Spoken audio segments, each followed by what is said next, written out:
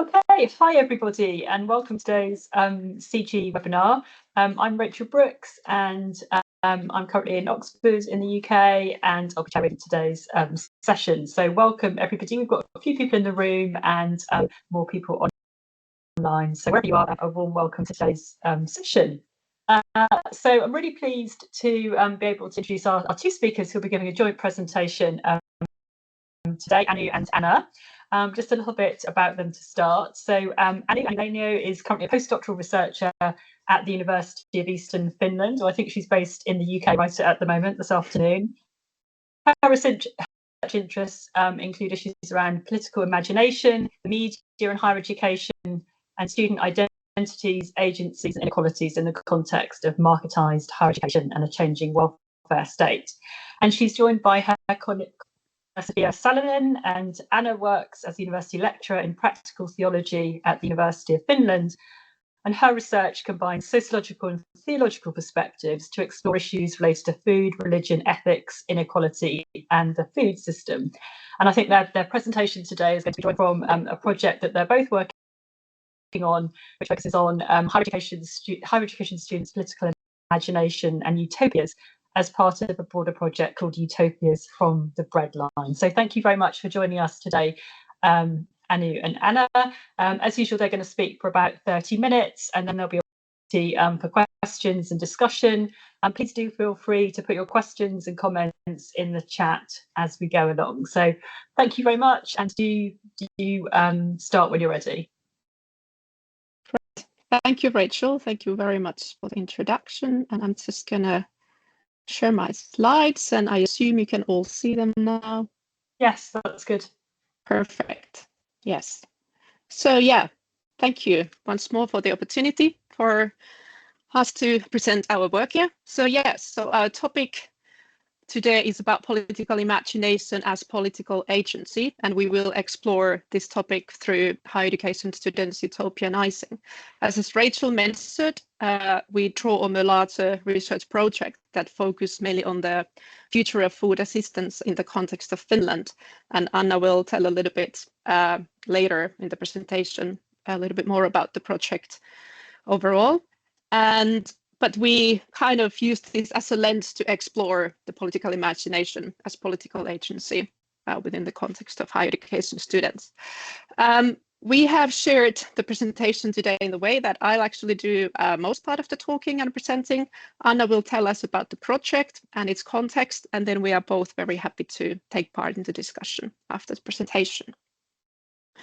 Yes, but let me start. So just to kick off, so to say, I just want to outline very briefly a couple kind of points in the broader social context that is also basically the motivation for this specific study. So the first broad point is about the crisis of democracy, as we all are very well aware of, in terms of declining trust, in terms of polarization, and as part of this, there's also been raising concerns about so-called imagination deficit. So what kind of futures we are actually capable of imagining. The second point is more related to youth and future. So basically, there are increasing amount of surveys reporting that the youth are experiencing reduced hope for the future. And as part of this is also kind of a distance from formal politics that they seem to be experiencing. Then perhaps more specifically in the context of higher education, I think we're all aware of these well-documented pressures, for example, related to marketization and employability agendas that also tend to narrow higher education's democratic role. And I think more recently, a lot of discussion about the academic freedom and autonomy of universities more broadly as well. So basically, there's been from all of these points a rising interest in political imagination and utopias in social sciences. And this is sort of where our motivation also comes from to explore this topic. So what do we mean about political imagination and utopias? Very briefly, so political imagination can be characterized as a collective, open-ended process of thinking about how the world and ourselves in it, how we could be otherwise. It is social and affective in nature. It is shaped by shared experiences and interactions, and it can also materialize, for example, in different institutions. It basically widens the horizon of what we consider possible or even desirable. And this also makes it quite essential for democracy, as we can think that democracy, it is not like a fixed state of things, but rather it also requires constant reimagining the present and also its alternatives. So in our study, we basically approach utopias as a utopia as a method. And we basically use them as a tool for political imagination, as well as for knowledge production. And we draw very much on Ruth Levitt's understanding of utopias, in the sense that we don't see them as a perfect blueprint or like a fixed end state, but rather it's a process, it's a way of thinking, and it can be, or it is both critical and speculative, which means that it helps to reveal the tensions in the present, as well as opening space and give directions for future and change. Utopias can be multiple sizes. There can be large societal visions, but also very small everyday utopias that can be sort of little departures from the existing status quo. So now, building sort of on these foundations and these conceptual ideas, when we come to higher education more specifically and to students, what we wish to do is to speak together with two kind of different sets of literature. So the first one is about political imagination in higher education. And in this sort of research, it's been political imagination has been mainly approached from methodological, pedagogical perspectives, which is very interesting and important work. And in this context, political imagination, utopias, and hope are very much seen as sort of resources for social change. And they are also seen as a reaction and sort of counter reactions to emphasize their potential to kind of counter this neoliberal sense of there's no alternative, both within higher education, but also beyond higher education. And although this kind of very interesting work that they do, there's been a little bit limited insights into this political dimension of the imagination itself. And this is sort of where our interest quite lies. Now, the second set of literature is students' political agency and student politics, perhaps more broadly. Now here basically what we see is that research is often focused on rather conventional and traditional forms of participation and exploring those, for example, student protest, student governance, voting behavior, student societies, and so on and so forth. Broadly speaking, what we know from studies is that students are politically quite interested, but as I also mentioned in the beginning, they feel kind of distant from formal politics and indeed report declining trust in politicians and institutions. And what we also know from studies is that students and young people, more broadly, they are quite inclined to engage in sort of more non-traditional and everyday forms of political participation. And there's been indeed in recent scholarly work has made these calls for recognizing more diverse forms of students' political engagement in order to develop a richer understanding of political agency in general. So basically kind of engaging with these two sets of literature and drawing on them and hopefully contributing to them, what our interest is to explore basically how higher education students then exercise political imagination as a mode of political agency. And more specifically, we are interested in asking how, when, and in what ways the political becomes present or is constrained in the actual process of imagining. Now, before we tell you a little bit more about our case, I think it's important to explain how we understand politics and political agency. So we approach politics from a broad perspective, kind of drawing on ideas of Hannah Arendt, for example, and people who have taken her ideas forward. So in the sense that we see politics as the way people address shared concerns in a world of differences and plurality. So this means that political is relational and situational, and it very much emerges when matters of importance are questioned in different contexts and different relations. Then again, that means that political agency is not limited in formal participation, but it also happens in various everyday practices and situations. And we see that political imagination is a way to explore how people relate to politics in everyday life. So basically how people think, feel, speak, or act politically. And analytically, we draw on the concept of politicization and depoliticization, basically looking at how issues become political or how they may appear non-political. So basically politicization highlights making norms visible, contestation, the taken for granted ideas, and so on, while depoliticization then tries to hide norms and presents issues as neutral or perhaps purely technical or administrative, and so on.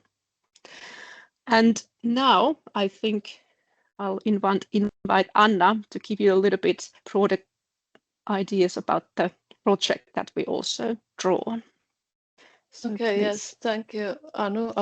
If you can just change the slide. So I will take you to a very short detour to just to introduce the case and the context of our research and the wider project that this presentation is also part of.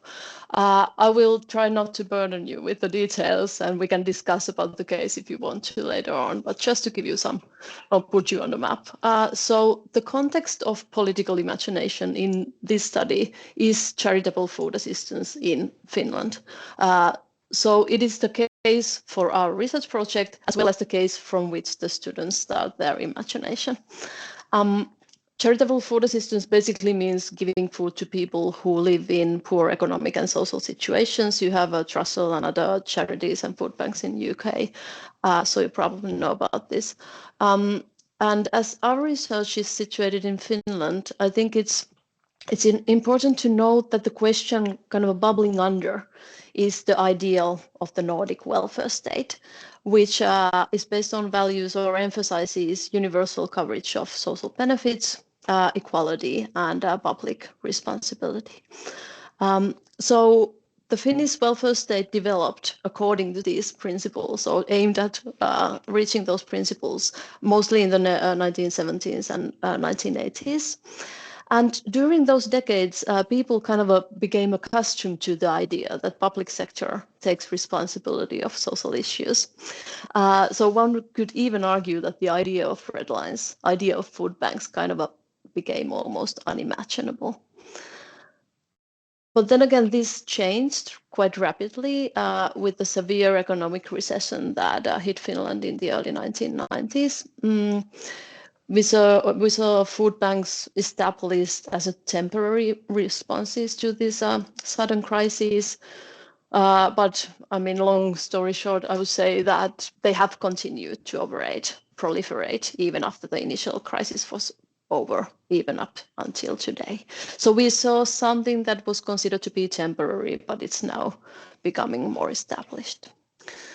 If we go to the next slide, I think for the purposes of this study, thank you, Anu.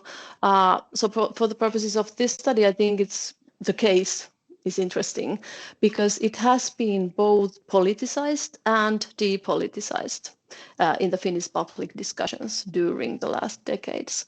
So if we start from the early 1990s, there were debates, normative political debates concerning the normative questions such as whether food assistance is appropriate response to poverty in the context of Nordic welfare society, gradually fade away over time.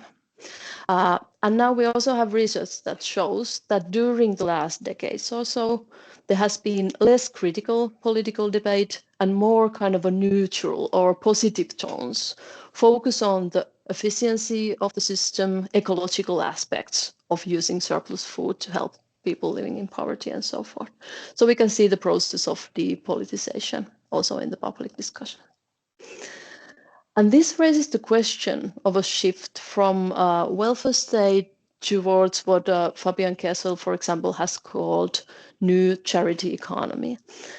And the reason I mentioned this here briefly is because this resonates with some of our findings that Anu will soon share with you.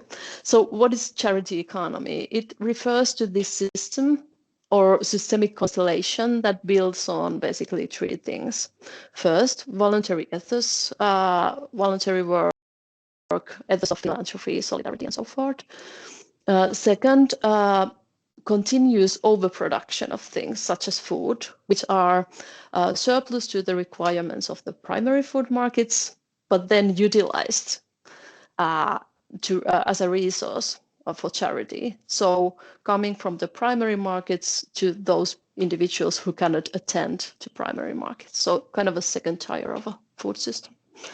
And third, it relies on this kind of political emphasis that steers the focus away from poverty reduction to poverty management. So the goal is no longer eradicating poverty, but somehow managing it. Okay, yes, and finally, so this is the kind of a situation where we start our project.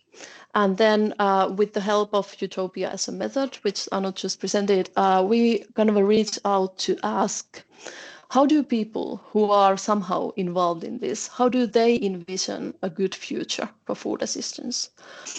What do their visions tell us about our society, our time?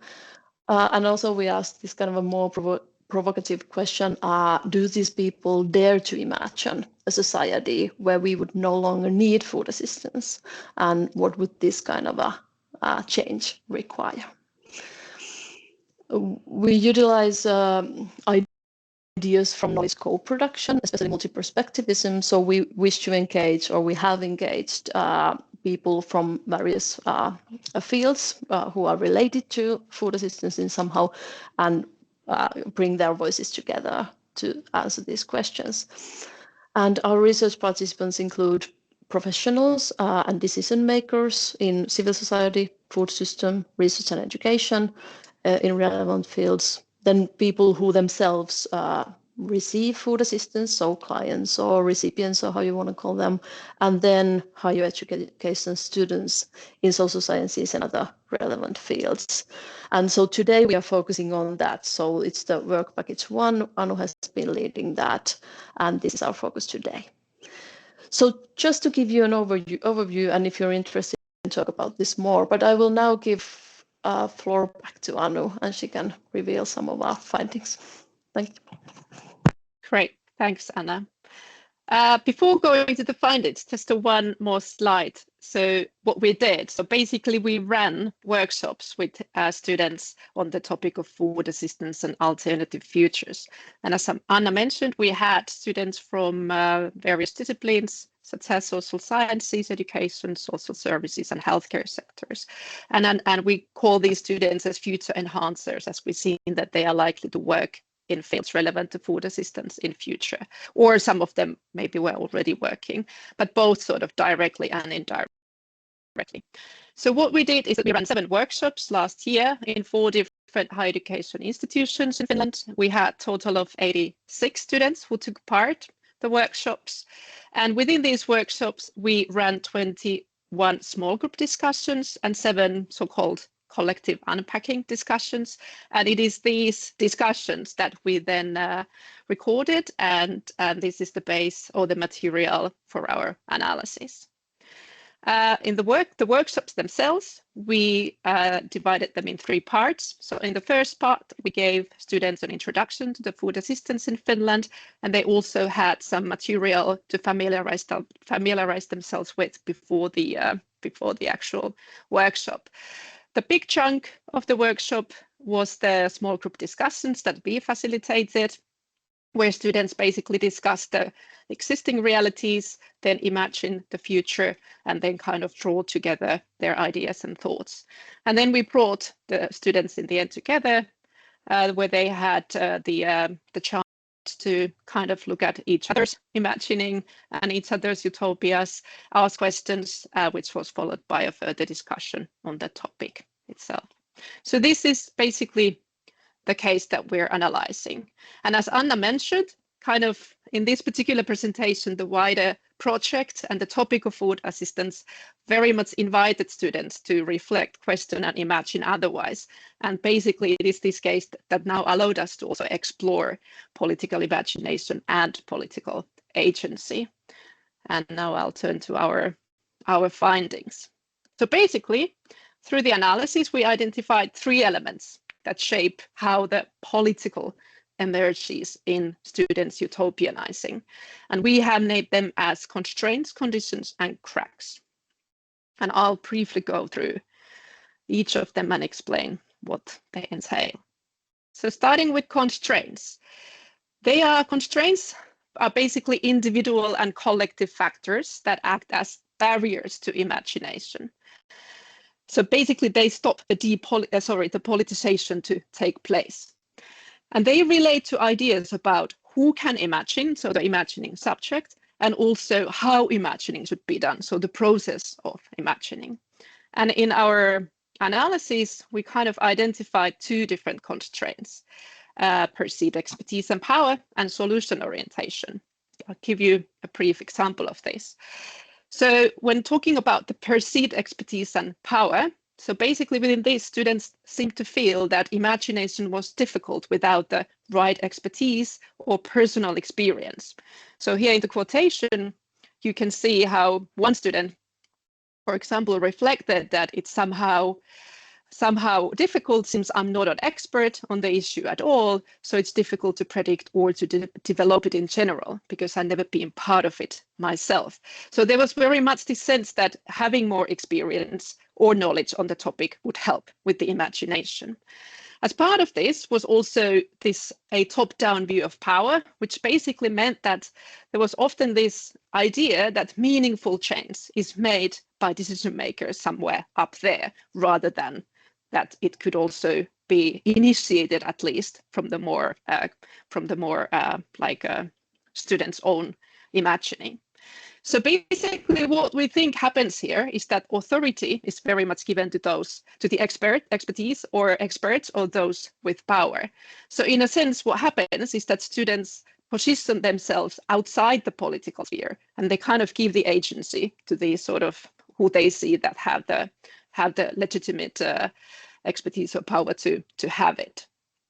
Another example is the solution orientation, which basically meant that students seem to approach this imagination in a very problem solution mindset, in which then the topic itself, so food assistant, it became very much like engineer-like technical problem to be fixed.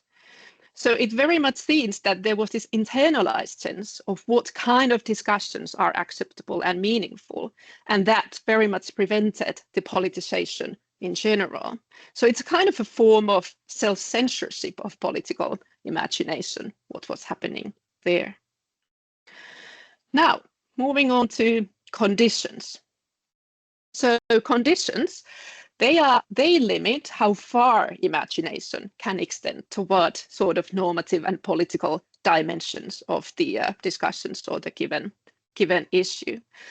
And unlike these constraints, these conditions, they very much relate to the actual content of the discussions and specifically the food assistance itself. And they very much stem from the charity economy frame, what Anna just gave us a little bit introduction to that.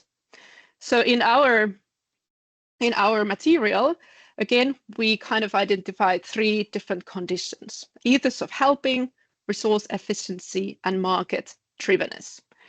So basically, I'll give you an example of the ethos of helping. So it's very much framed food assistance as charity, moral duty, and also questions of deservingness, which then very much tied to imagination, to helping practices rather than addressing causes of poverty.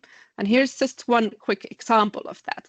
So for example, these students starts the whole process from a very a biblical theological point of view. And by quoting Bible, this student says that the poor will always have with you.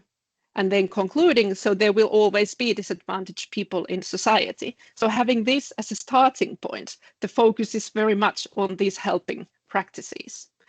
So we had similar logics, sort of limiting logics, also present in the two other conditions. So for example, in resource efficiency, the imagination centered very much on acquiring more these existing resources and maximizing their efficient use, whereas in the market drivenness, it sort of directed the imagination towards thinking about how we can have more economic growth and have sort of market compatible solutions. So basically here what happens when these conditions are present in the discussion and in the imagination is that food assistance and poverty are depoliticized, and this imagination remains within the taken for granted logics, which in our case was very much the charity economy logic. Right, so moving on to cracks then. So cracks, they then reveal sort of fractures in the current system and in participants' own experiential worlds. And they are moments where these alternative futures become visible or even thinkable. They can be small moments, but meaningful moments. And we, again, identified 4 different cracks. The first 2 are something what we have called sidetrack drifts and reflexive stumbles. So the sidetrack drifts are moments when the conversation basically goes off topic. So students bring in so-called unrelated broader topics or issues, societal questions, values, and so on and so forth. In one group, I'll give you an example, they were discussing, the discussion drifted into experiences with unequal treatment of different groups of people by authorities. And while they were having these discussions, the students recognize this often by saying, oh, this is going off topic and this is going off topic. And in the end, one participant brings it back to the topic by saying that should we get back to the topic, and says that, well, maybe it can be connected in the sense that all the actors who work with people needing food assistance should perhaps have more time for genuine encounters. So basically, these elements that the detour has were integrated into their vision. And that opens an opening or little crack where the politicization begins to take shape through articulating the vision and then justifying it as well. So another crack is the reflexive stumbles. So they are basically moments where the participants stop or pause to consider the other perspectives, mainly the food assistance recipient's perspective, or sometimes their own position related to this issue. And again, I'll give you an example of one group where the participants mainly agreed that surplus food was a good and practical solution, and they were discussing issues related to its edibility and storage. But then kind of the discussion took a new turn, when one participant asked what living on surplus food means for someone's sort of dignity and self-esteem. And here the student kind of starts to ask these questions, saying that how that affects having to eat this surplus food, their view of themselves, their life, and how big a blow and impact it has on their sense of hopefulness about the future and things like that. So basically here the discussion is moved towards this empathetic reflection, which then opens space for politicization by allowing this vulnerability and the relational perspective to surface into their imagination. Now the 2 other cracks are critical pushes and outlandish dreams. So critical pushes, they then start to reveal what appears neutral and political constructed. So making very much visible these normative dimensions of the given issue. And they open a crack for imagining alternative social and institutional arrangements and relationships. And in one group, one student basically made a very sharp comment, or very kind of a critical comment, where they saw that we would need the transformation of.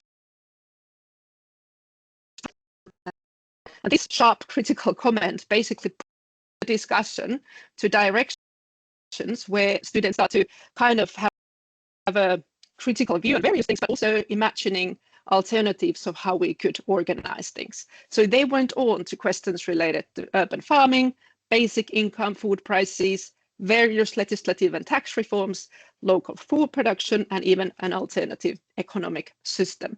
So here, basically, the crack is opened for various visions. And here we can see that the critique and utopia are kind of intertwined. So the critique opens the direction, and the utopia gives a form sort of to it. And now the last one, outlandish dreams.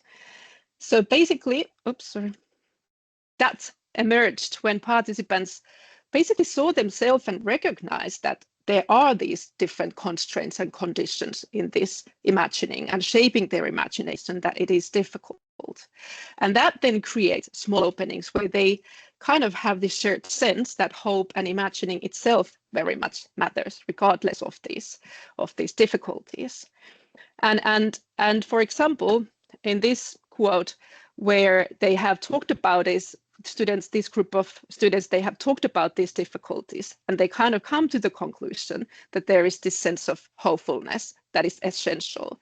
And then these students goes on to continue that without it, there isn't much concrete to hold on to, and going that nothing moves anywhere if you don't vision it. So we need this kind of outlandish dreaming and utopian imagining. So here, basically, this outlandish dreaming becomes a condition for real social and political change. Now, I know I'm a little bit short on time, but I'll go quickly through our conclusions. So basically, what we wish that our analysis shows is that political imagination is very much shaped by the movement between these three elements: these constraints that hinder imagination, conditions that determine how far it can go, and cracks that enable these alternative futures to kind of rise. But what is interesting here is that the political appears very unevenly. It is not linear, or it is not something that's taken for granted. Sometimes it's blocked, other times strengthened, or sometimes catalyzed. And this kind of speaks to the findings of earlier research, where it has been highlighted that political imagination requires sort of detachment from existing realities, and also that the political very much emerges in the process of imagination. But we also see that value of identifying these constraints and conditions, as we have done, that they can actually help us to move beyond them, sort of push the imagination beyond them, and create space for broader understanding of political subject and agency as well. And I think it's important to highlight here that constraints and conditions, they are not, or they should be not seen as students' inability to imagine, but rather they are very much reflections of these various cultural, ideological, and systemic limits of what is thinkable. And by doing so, they also reveal futures that remain hidden or unconsidered altogether. So basically what we want to suggest based on our analysis is that political imagination constitutes a fragile yet meaningful mode of political agency. And it becomes visible in this dynamic, and even more so in these moments where students critique the existing condition, formulate alternatives, futures, and reposition them in relation to the political. So basically, what political imagination does, it reveals the openness of the future and showing that futures are not predetermined. And I think it's very much this openness is precisely why imagination is a valuable form of agency, because it keeps the future alive. So by focusing on these subtle everyday practices of imagining, as we have done, I think our analysis expands the understanding of students' political agency, and we show that imagining these alternatives, it's itself a political practice, and that political agency can emerge in small, fragile, but significant moments of this envisioning otherwise. And then more broadly, we very much see that political imagination should be understood as a capacity for democratic citizenship, and that higher education kind of has a responsibility to teach, support, and cultivate imaginative capacities as part of their democratic mission. And I think this task is more and more urgent, given the kind of existing conditions we live in related to the concerns about imagination deficit and various global challenges such as climate crisis, the democracy crisis, increasing inequalities, polarization, and so forth, that very much need the revitalization of political imagination. So thank you very much for listening.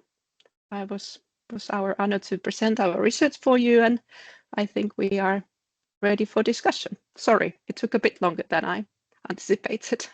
Hopefully it's okay. No, that's great, Annie. Thank you very much. That was a really fascinating presentation. Really enjoyed that. So if you've got questions, please do feel free to put your hand up, virtual or real, and or to type them into the chat. But maybe I could just start, Annie, with a question while people are thinking. Can you say a bit more, I suppose, about the relationship between political imagination and political agency? Because I was wondering whether, I mean, in your final slide, you said you saw imagination as part of agency, but I guess could you have imagination without agency, that you don't actually do anything about it, and so you can have nice ideas but they're never kind of converted into practice? And so I suppose how do you see the link between the two? And I think, and I guess a related point is, you know, you were kind of critical of the solution focused mindset, but could you actually kind of be you have quite a lot of political agency with that mindset, because it's about solving problems and actually making practical change. So I guess questions about the relationship between imagination and agency. Yes. Right. Well, I don't necessarily think that sort of, I start with the solution focused mindset, and Anna can fill in then if you have some other thoughts on the whole thing. I don't think that the solution focused mindset necessarily in itself is somehow not political or depoliticizing. I think it can be basically both. But I think what we like in our case, what we wanted to show is that if it doesn't basically challenge at all the existing realities or the existing structures and so on and so forth, but it's more like continuing the same, but we just kind of make the system better within the existing framework. So in that sense, if that's what it does, then I would not basically consider it necessarily, that much as political agency in itself. If we want to make this rather sharp distinction that I'm making now. And can you repeat the other question you started with? So it was about the relationship between agency and imagination, whether you can have imagination without being agentic. Because I guess if things just stay in your head and you don't do anything about them, you could dispute agentic behavior. Yeah, I guess so. Yeah, but I guess what we want to emphasize here is that how this agency is formulated, it is particularly in this process of collective imagination that you share, that you together with a group of people, you take part of this is practice. And I think, obviously, I mean, I can't go to somebody's head and think what they imagine without saying it out loud, but I would see that here, how we approach this, that it is very much these practices of politicization or the processes of politicization is one way how this agency is very much sort of is constructed. And whether somebody does it inside their head without sharing it with others, obviously that I can't know. But if that happens, I guess in certain ways, I would then perhaps think it as a form of agency as well. But I think what from our point of view, what the focus is, that it is a shared collective practice. So in that sense, you come together, you share it, and you kind of practice your sort of agency within the public realm, if you want to put it in that way. I don't know if Anna, you want to fill in some gaps. Yeah, perhaps a little. I think this is a super interesting question, which we cannot kind of answer in one fixed way. The relationship between imagining and acting. Well, starting from the idea that imagining is an act, and then collective imagination might be considered as a political or societal act. So the process ontology behind that. But while I'm thinking about that, I also kind of started to think the discussions we've had with Anu about the politics of hope. So we need to be very, very about not giving the impression that, especially in the context that we are studying, that you can replace political actions by just imagining better futures. So the kind of a stagnating part of introducing hopeful ideas, imaginations of better societies should not replace the action, but we see these as entangled, and we want to see that bringing diverse imaginations of alternatives into a dialogue with each other is part of the political process, is part of the dialogical democratic process where action also takes place. So you cannot just separate these one and four. And then another thing, of course, this is a problem for us as researchers because we cannot measure the actions. So we don't know where the process of imagination takes these people outside our kind of moments of imagining. But perhaps at least my kind of an understanding, my positive understanding of human is that people also take these ideas with them to other social contexts. We cannot foresee what happens, but we can build on the trust that something might happen. So perhaps can I just add one more thing here, that I think here the idea is also like, well, turning it around, that if we only focus on sort of measurable outcomes of political agency, of political actions, then at the same time, it basically can exclude lots of things where the outcomes might not be measurable. So they might be kind of more delicate, more personal or indirect. And I think if we do that, then we also kind of have a quite diminished view of who can be a political agent. And I think what our kind of approach we want to emphasize particularly is that how this political agency can be sort of practiced or be formulated also in various sites and various situations, kind of situationally and relationally. Thank you, both of you. We've got quite a few questions in the chat now. So Adam Nelson, would you like to ask yours? You should be able to unmute yourself. And great, thank you. Hi. Hi, I'm Adam Nelson at the University of Wisconsin in Madison, US. And I really enjoyed your presentation, especially because I teach a course on the history of experimental, radical, and utopian education over the last 250 years. So I thought it was terrific. My question is pretty straightforward. I'm just wondering if the participants, these students, came together just for these conversations, or were they part of a longer course and got to know each other? They had a little sense of one another's backgrounds, maybe a sense of their views on a variety of topics, or did they come up together once to talk, basically get to know each other all at the same time? Thank you. That's a very good point to highlight. So basically all students, they knew each other. So where these workshops took place was part of existing modules in the degree programs that they were studying. And basically what we did is that we looked at, well, certain disciplines and certain modules that somehow they were not perhaps always obviously directly related to food assistance itself, but they were about questions of poverty, questions of larger like societal topics within their fields, and so on and so forth. And then what we did, we approached the module leaders and asked that we're doing the study and so on and so forth. So if they would be interested, and we could join and do the workshop. So it was kind of part of their teaching program at the same time as it was for us to research and to do our research on this topic. So yes, they did know each other very well. And I would say that because we have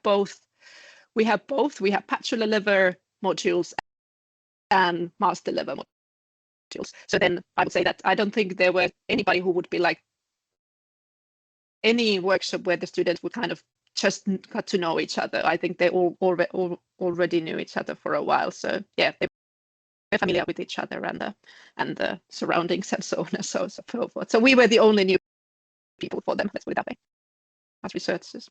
Thank you. That's very helpful. We have a program here at our university called Deliberation Dinners, where over the course of the year, students at the beginning are newly acquainted with each other. And by the end, they're dealing with very complex, controversial issues, but have gotten to know each other quite well and can exchange ideas across difference more easily. Thanks. Wow, that's fascinating. Thank you.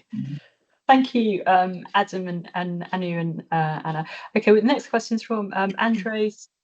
Would you like to ask a question yourself? You should be able to unmute. Yes, thank you. I also enjoyed very much your presentation, and I was very curious about how your this research has changed the way you're teaching, and whether you have any concrete examples to give us on how higher education can develop imagination and hence citizenship in the students. Oh, thank you. That's a brilliant question. Anna, is it okay if I say a couple of things and then you can then continue? Well, I would first say that my position as a postdoctoral researcher includes a bit limited amount of teaching. So Anna can then, because I know that she has more introduced some of these aspects to her own teaching as well. So but yes, within a recent module that we were both involved in teaching, we tried to introduce some of these aspects to the teaching as well.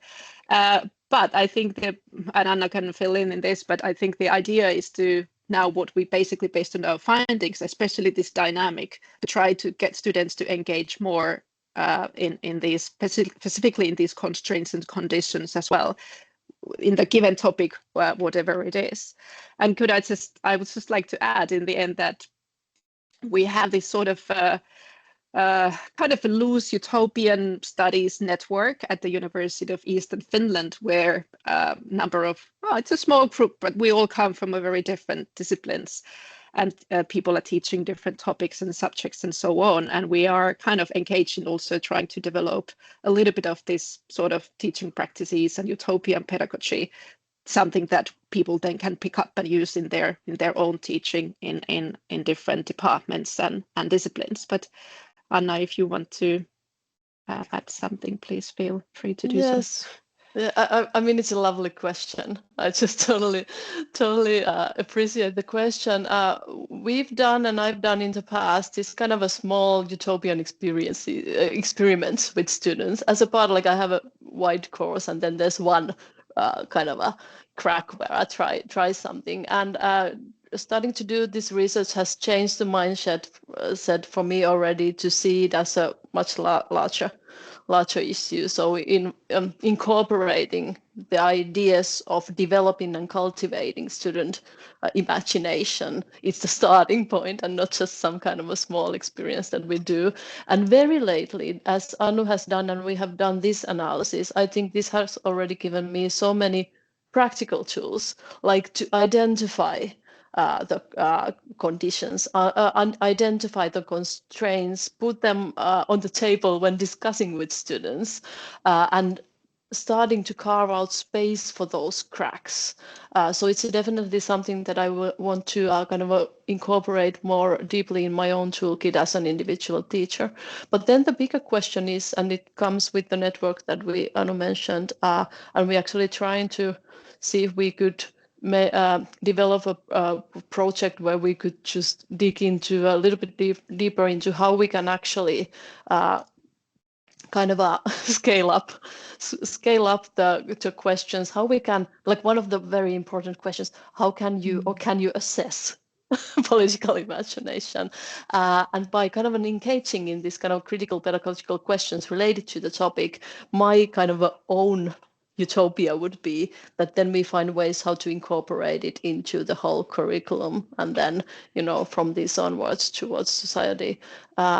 And just one more point for me as a teacher, as a university person, and as a researcher, this like thinking about this issue has changed the way I see the whole university and its place in the society, and making students also think about that question, I think, is something that I want to take with me and something that I want to talk with others too.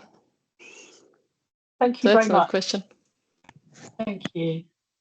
Okay, right. Now we've got a comment or question from Colston Sanger. Colston, do you want to ask a question? Yeah, sure. Thank you both for an absolutely brilliant talk this afternoon. I was wondering if this sort of process from imagining to agency, like that occurs when you have a crack, might also have it might be recursive. That's to say, there might be constraints and conditions and further cracks along the way as you move. So it's not a simple thing. Yes. Sorry. Yeah. Do you want it to still? Fine. Yes, definitely. It is not a simple thing. And I think this is what we sort of hopefully try to demonstrate, that it is this sort of constant movement. So it is not a linear process, but it's kind of, you can have a constraint, but there can be sort of one line of thinking continue that then sort of comes to a small crack, but then from crack you can again sort of hit some sort of a condition, and so on and so forth. And having said this, I do have to say that current presentation format gives a very, it's very challenging to present like a discussion that has these different dimensions and has these dynamics. So this is also one thing what we've been thinking about, is that how do you present something like this within the given presentation format that we mainly use in academia, because then it is not really easy to describe. But you're absolutely right. It is the dynamic. It is exactly how the process sort of goes. And yeah. Yes. Yeah. Thanks. Anna, do you want to say something else, or? Perhaps just as one example of this difficulty and this kind of processual dynamic is the question of critique, where we could see that critique serves both as a constraint and as a crack. Anu gave an excellent example where it actually became a crack through which the students started to imagine various things, and I think it's beautiful. But we often see it also as something that we critique as a way of concluding rather than starting imagination, and that also makes me think, like, coming to your question, makes me think like where, when, and under what conditions does critique open up a crack to action, and where does it actually just shut down the conversation? So that's one of the, I think one of the examples of that kind of a difficult dynamic that you pointed out very well. Thank you. Right. Thank you very much for the question and the response. And we've got a question in the room now. David, did you want to ask? Yeah, it's fascinating. I'm not sure whether I'm falling down a crack or but it's great. I think it's a very helpful way of thinking about political sort of imagineering, or you know, the sort of spaces that students might need. I guess my question, and it may be that, you know, you pose this problem of presentations, and perhaps it's the dinners that are better than the presentations. I guess my question is about, to what extent do students, you know, in some ways have to react against the conditions of the university in order to imagine a different way of the university to be? So by that logic, no matter what we do in terms of designing open pedagogic spaces, we still want them to sort of imagine alternatives, don't we? Because that's the only way in which they can, you know, they can begin to think about a way forward. So how do we build that into, how do we recognize that we're almost encouraging, whatever we do, we're encouraging that critique as the first step to imagining you know, another way forward? How do we do that? Yeah, well, I mean, I guess, yes, I mean, you used the example of food systems and welfare. I mean, yeah, there are all sorts of ways in which probably the political imagination shifts, and students will take up things and become very passionate about things that might not be sort of on the curriculum, and that's fine. I mean, maybe that, as we can see, Gaza becomes the site of the political imaginary, and that's the site of agency. How much can we design? I guess my question is, how much should we be designing university curriculums to facilitate what actually has to be also critical and coming from the students themselves? I think I need a couple of minutes of thinking about it. I'm not sure, Anna, if you have something ready in your mind you want to share with us. It is a very great question. Yeah, I think so too, and I just kind of repeat the question with my own words, because I think it's excellent. I'm thinking like the balance between orchestrating and facilitating, and this is something that we have quite lately talked quite a bit about. We had a discussion series about utopian pedagogy, and we thought about this. This is actually something that requires like giving students the space to find out ways for themselves, requires awfully a lot from the teacher to be open, to be on your toes and create those spaces. And I actually, I don't have a blueprint on that, but perhaps this is also a utopian answer, but I think it's a great question, something that we need to reflect all the time. But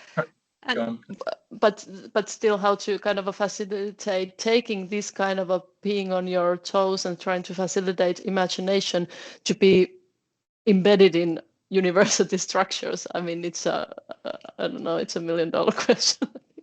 Perhaps it's about getting the students outside the university. But exactly. And I just add on that note, actually, that because I think in that literature related to utopian pedagogy, political imagination, and all that, I think basically the basis where they start with, that we are excellent at universities, like giving students the view on how they then critique things and how they can sort of find the grievances and as a result and analyze things from a critical point of view.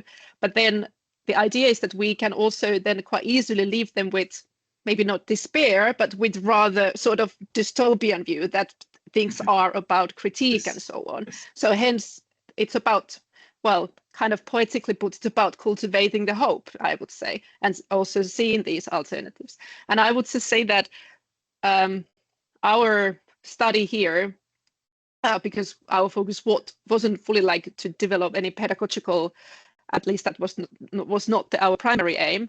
So we kind of used, I would say, still quite a traditional method in the sense that we relied on discussion. So coming together, discussion within a classroom and all that, even though we gave them sort of food for thought and materials and things like that they can kind of start the imagination from.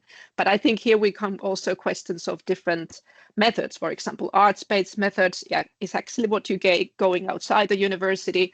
And I think there is a very nice developing emerging literature around these things as well, that kind of can perhaps then help us to think about what is it that we can sort of, so to say, more practically do within the vicinity of university to help students to kind of also start imagining alternatives beyond the critique as well. So that's what I think.